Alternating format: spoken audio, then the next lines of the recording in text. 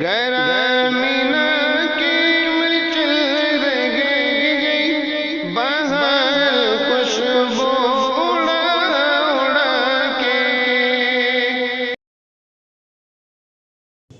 ہمارے اکابر جن کا ذکر ہوا ہے وہ ہندوستانی ہونے کے ناطے سے اتنے آگے جا چکے تھے کہ وہ ہندوستان کو آزاد کرانے کے لیے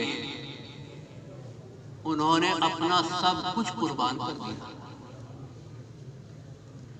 ہندوستان کو آزاد کرانے میں ہندوستانی ہونے کی حیثیت سے یہ حضرات اتنے آگے جا چکے تھے کہ مذہبی فرق قرار دے دیا۔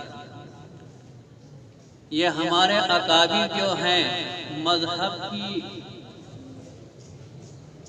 مذہب میں رہتے ہوئے وطن کی محبت میں اتنے سرشار ہو گئے تھے کہ اس وقت کا جہاد فرما دیا اور اپنا سب کچھ قربان کر دیا۔ حضرت شیخ الہند رحمۃ اللہ علیہ، حضرت مولانا حسین مدنی رحمۃ اللہ علیہ اور مفتی کفایت اللہ، یہ سب حضرات ایسے ہیں کہ انہوں نے بڑی بڑی قربانیاں پیش کی ہیں۔ حضرت مولانا ابوالکلام آزاد 16 سال جو ہیں سلاخوں کے پیچھے جیل میں رہے ہیں، 16 سال رہے ہیں۔ اور ایسے ہی حضرت مولانا امام انقلاب حضرت مولانا عبید اللہ سندھی جو ہیں جلا وطن کیے گئے ہیں ہندوستان سے، اور 24 سال جو ہیں وطن سے دور رہے ہیں، 24 سال کے بعد ہندوستان میں قدم رکھا ہے۔ حضرت مولانا برکت اللہ صاحب بھوپالی جو اپنے زمانے کے بہت بڑے عالم ہیں، صحہ ستہ کے حافظ تھے، حضرت نے 36 سال جو ہے قربانی دی ہے اور اسی کی نظر ہو گئے ہیں، یہاں تک کہ برطانیہ پہنچے، لندن پہنچے اور امریکہ تک انہوں نے اس تحریک کو چلایا ہے، اور پھر حضرت وہیں پر انتقال فرما گئے۔ تو ہمارے اکابر تو ہندوستان کی آزادی کے لیے بہت جا چکے تھے۔ اللہ تبارک و تعالیٰ نے یہ آزادی ہمیں عطا فرمائی۔ تعمیر وطن جو ہے، جو ہمارا مذہبی فرض تھا، وہ ہمارے ان حضرات نے پورا کر دیا ہے۔ لیکن آج بڑے افسوس کے ساتھ کہنا پڑتا ہے، جو اصول گلستہ سے واقف نہ تھے آج ان کے ہاتھوں نظام چمن آ گئے۔ جو اصول گلستہ سے واقف نہ تھے آج ان کے ہاتھوں نظام چمن آ گیا۔ ہمارے اکابر جو ہیں یہ آزادی کی لڑائی 100 سال تک تنہا لڑتے رہے اور یہ قافلہ چلتا رہا۔ ہنود اگر لگے ہیں مسلمانوں کے ساتھ 100 سال کے بعد لگے ہیں۔ 100 سال جب ہو گئے تھے اس کے بعد جو ہیں برادران وطن نے ساتھ دیا ہے، ورنہ تو 100 سال جو ہے مسلمان تنہا اس لڑائی کو لڑتے رہے۔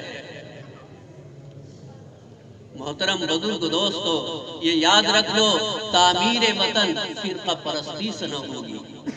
یہ حضرات جو فرقہ پرست ہیں یہ تعمیر وطن بتانا چاہتے ہیں اس کو، لیکن تعمیر وطن فرقہ پرستی سے نہ ہوگی۔ تعمیر وطن تو جس طرح ہمارے اکابر نے کی ہے اسی طریقے پر ہو سکتی ہے۔ ایک سوامی جی ہیں راما سوامی ناتھن، انہوں نے دین دنیا کے نام ایک اپنا وہ ارسال کیا ہے۔ انہوں نے لکھا ہے کہ مسلمانوں کے خلاف زہر جو ہے کچھ تو برطانیہ نے اور انگریزوں نے گھول دیا تھا کہ مسلمان حکمراں جو پہلے گزرے ہیں یہ متعصب گزرے ہیں، ان کی حکومتیں مذہبی حکومتیں تھی، وہ جمہوری حکومت نہیں تھی۔ اور اس کے بعد سے پھر جو دوسری پارٹی آئی ہیں انہوں نے بھی مسلمانوں کے خلاف جو ہے زہر گھول دیا ہے، اور پھر انہوں نے کچھ واقعات بھی بیان کیے ہیں۔ میں آپ کے سامنے مغلیہ حکومت کے شاہ جہاں بادشاہ، جنہیں عمارتیں بنانے کا بہت شوق ہے، ان کے پاس ایک مسئلہ آیا ہے آگرے کا۔ آگرے میں ایک راجپوت بالا سنگھ ان کا نام ہے، انہوں نے ایک مسجد کے قریب، پہلے ان کا مکان تھا، اس کے قریب ایک مسجد تھی، لیکن وہ بالا سنگھ جو راجپوت ہے وہ بھجن گایا کرتا تھا۔ مسلمانوں کو نماز پڑھنے میں خلل واقع ہوتا تھا، مسلمان روکنے کی کوشش کرتے تھے، لیکن یہ مسئلہ جو ہے پہنچتے پہنچتے شاہ جہاں تک پہنچا۔ شاہ جہاں نے علماء کو بلایا اور علماء سے یہ پوچھا کہ ایسی صورت میں ہمیں کیا کرنا چاہیے، تو علماء نے، مفتیان کرام نے اس وقت فتویٰ یہ دیا کہ یہ پوچھ لیا جائے کہ یہ مسجد پہلی ہے، یہ بالا جی کا مکان پہلے ہے۔ تو شاہ صاحب نے جب مسلمانوں سے پوچھا کہ پہلا مکان کس کا، مسجد پہلی ہے یا مکان پہلا ہے، تو مسلمانوں نے بتایا کہ مکان پہلا ہے، مسجد مسلمانوں نے یہاں اس علاقے میں بعد میں بنائی ہے۔ پھر شاہ جہاں نے یہ پوچھا کہ یہ بتاؤ کہ یہ بھجن جو ہے مسجد سے بننے سے پہلے بھی گاتا تھا، بھجن گاتا تھا، یا اس کے بعد گانا شروع کیا مسجد کے بعد؟ کہا کہ نہیں، پہلے سے گاتا تھا، اور اس کا باپ جو ہے وہ بھی پہلے سے ہی بھجن گاتا تھا۔ تو شاہ جہاں نے فیصلہ یہ دیا کہ مسجد والے اپنا کام کریں اور یہ اپنا کام کرے، اس کی عبادت جو ہے وہ یہی ہے، اس کو بند نہیں کیا جا سکتا۔ اس وقت مسلمانوں نے شاہ جہاں کو یہ کہا اور قبیلہ خاطر ہوئے کہ یہ آپ نے اچھا فیصلہ نہیں دیا، مگر محترم بزرگ دوستو، شاہ جہاں نے بہترین قسم کا فیصلہ دیا۔ اور شاہ جہاں بادشاہ جو ہے دوسرے مذاہب کی بھی رعایت رکھتا تھا۔ کتنا اچھا بادشاہ لکھا ہے اس کو کہ راجہ رگھوپت، اس نے 1 سال جو ہے مال گزاری زیادہ ادا کر دی، زیادہ لا کر دی ہے۔ شاہ جہاں نے ان سے پوچھا کہ ہر سال تو آپ کم لاتے تھے، اس سال زیادہ کیوں کی ہے، کیوں دیا ہے تم نے مال گزاری؟ تو وہ کہنے لگا کہ ہمارے علاقے میں سمندری علاقہ ہے، اب خشکی آ گئی ہے، بہت سی زمین جو ہے وہ پانی سے بچ گئی ہے، وہاں غریب کاشتکاروں نے کھیتی کی، ان سے وصول کیا گیا ہے۔ تو شاہ جہاں نے فیصلہ یہ دیا کہ یہ تو تم نے ان پر زیادتی کی ہے، یہ جو ویسی زمینیں پڑی رہتی ہیں اور سمندری علاقے میں، یہ تو غریبوں کا حق ہے، لہذا جتنی زیادہ وصولیاں بھی تم نے کی ہے، جن جن سے وصول کی ہے انہیں واپس کرو جا کر۔ تو اس طریقے سے شاہ جہاں نے فیصلہ دیا ہے۔ محترم بزرگ دوستو، ایسے ہی یہ جو کفار ہیں، ہندوستان کے ہنود ہیں، یہ اورنگزیب کو کٹر کہتے ہیں کہ یہ کٹر آدمی گزرا ہے، مگر محترم بزرگ دوستو، رام جی کا جہاں بنواس ہوا ہے، چتر کوٹ وغیرہ کا واقعہ لکھا ہے، ایک مسلمان وہاں پر گیا اور ہندو دوستوں نے انہیں بلایا، تو وہاں ایک گھاٹ ہے، رام گھاٹ، اس کے شمالی جانب میں ایک مندر ہے بالا جی کا، وشنو جی کا ایک مندر ہے۔ وہ اس میں مندر میں بھی جا کر دیکھا تو اس میں مندر میں کتبہ لگا ہوا ہے، لکھا ہوا کہ یہ جو مندر ہے یہ اورنگزیب رحمت اللہ علیہ نے بنوایا ہے، یعنی جہاں بنواس ہوا ہے رام جی کا، تو وہاں جو مندر ہے وہ اورنگزیب رحمت اللہ علیہ نے بنوایا ہے۔ اور وہاں کے پجاریوں کے لیے، وہاں کے اس کے خرچے کے لیے بہت سے گاؤں جو ہیں اورنگزیب رحمت اللہ علیہ نے اس مندر کے نام کیے ہیں، کہ مجھے بڑا تعجب ہوا۔ جس کو یہ کفار اور ہنود جو ہیں کٹر آدمی کہتے ہیں کہ یہ کٹر پنتھی گزرا ہے، اس کا حال جو ہے وہ یہ ہے۔ ایسے ہی تمل ناڈو میں ایک مندر ہے، بہت بڑا مندر ہے، اس کے آس پاس بہت بڑی زمین جائیداد ہے، وہ اورنگزیب رحمت اللہ علیہ نے ہی اس مندر کے لیے دی تھی۔ محترم بزرگ دوستو، ایسے ہی ایک اور واقعہ ہے اورنگزیب رحمت اللہ علیہ کا۔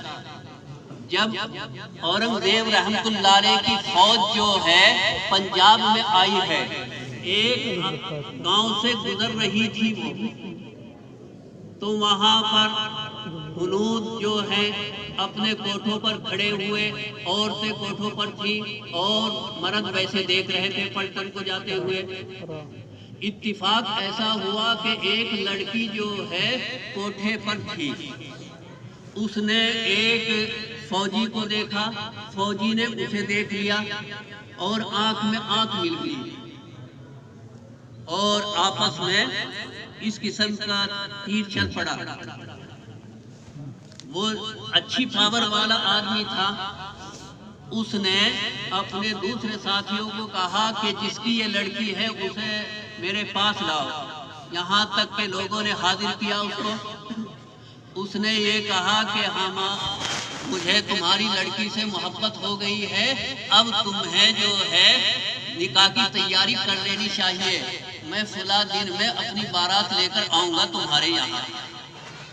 اس ہندو نے یہ کہا کہ آپ مسلمان ہیں، میں ہندو ہوں، میں اس رشتے کو پسند نہیں کرتا۔ لیکن اس فوجی نے کہا کہ میں نہیں جانتا، اگر تم اس کو نہیں کرو گے تو نتیجہ غلط نکلے گا۔ وہ بیچارہ بہت پریشان ہو گیا وہ ہندو۔ جب گھر میں آیا، گھر والی کے سامنے ذکر کیا کہ ایسا ایسا واقعہ ہو گیا ہے، لڑکی کے اوپر فلاں کی نظر پڑ گئی ہے اور وہ یہ چاہتا ہے کہ اس سے نکاح کرے۔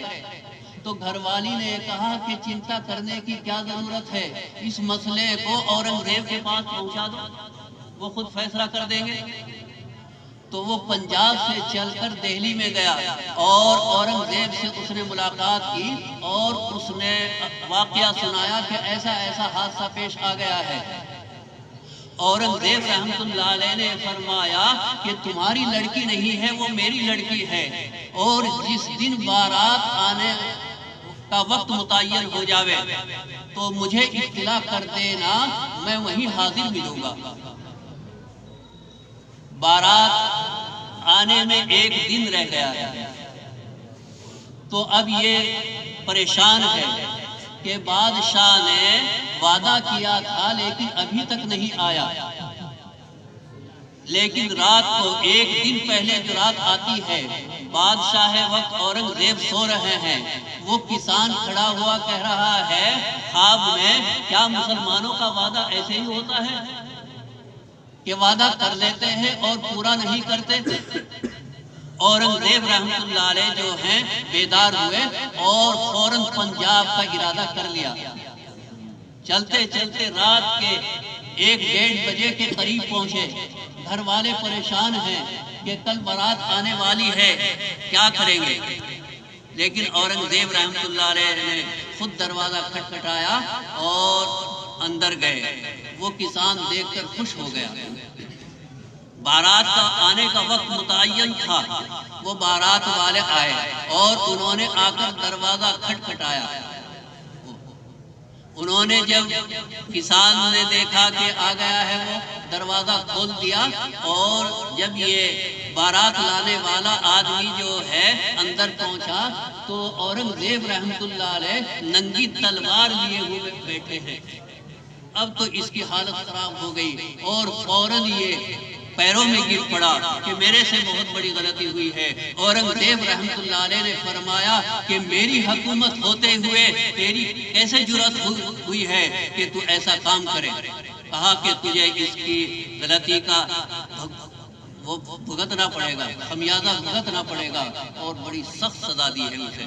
تو محترم بزرگ دوستو، یہ ہمارے برادران وطن جن لوگوں کے بارے میں یہ کہتے ہیں کہ یہ ایسے لوگ تھے، انہوں نے کبھی مذہبی انداز سے حکومت نہیں کی ہے، انہوں نے جمہوری انداز سے ہی حکومت کی ہے۔ ہندوستان میں مسلمانوں کی حکومت کا جو اندازہ لگایا گیا ہے وہ تقریباً 1000 سال ہے۔ اس 1000 سال میں ان مسلمان بادشاہوں نے مذہبی انداز سے حکومت نہیں کی ہے بلکہ جمہوری انداز سے حکومت کی ہے۔ تو محترم بزرگ دوستو، تعمیر وطن فرقہ پرستی سے نہ ہوگی۔ جو یہ لوگ سوچ رہے ہیں کہ فرقہ پرستی کر کے ہم اس میں کامیاب ہو جائیں گے، کسی حد تک یہ کامیاب ہو گئے، مگر محترم بزرگ دوستو، تاریخ بتاتی ہے کہ جنہوں نے بھی زیادتی کی ہے وہ دنیا کے نقشے سے ہی مٹا دیے گئے ہیں۔ جو صیاد جو ہے پرندوں کے وہ گھونسلے جلاتا ہے، پرندوں کو مارتا ہے، لیکن دیکھنے والے دیکھتے ہیں کہ وہ جو صیاد ہوتے ہیں ان کے بھی ایک دن مکان جل جاتا ہے۔ تو ایسے ہی یہ جو لوگ ہیں جو مسلمانوں کو یہاں سے نکالنے کی کوشش کر رہے ہیں، وہ اس خواب خیالی میں نہ رہیں کہ مسلمان یہاں سے نکل جائیں گے۔ مسلمانوں کو تو بس ہر وقت تیار رہنا چاہیے، ہر ظلم کا پنجہ موڑیں گے، ہر ہاتھ ستم کا توڑیں گے۔ اے فرقہ پرستو، یاد رکھ لو، اس ملک کو ہم نہ چھوڑیں گے۔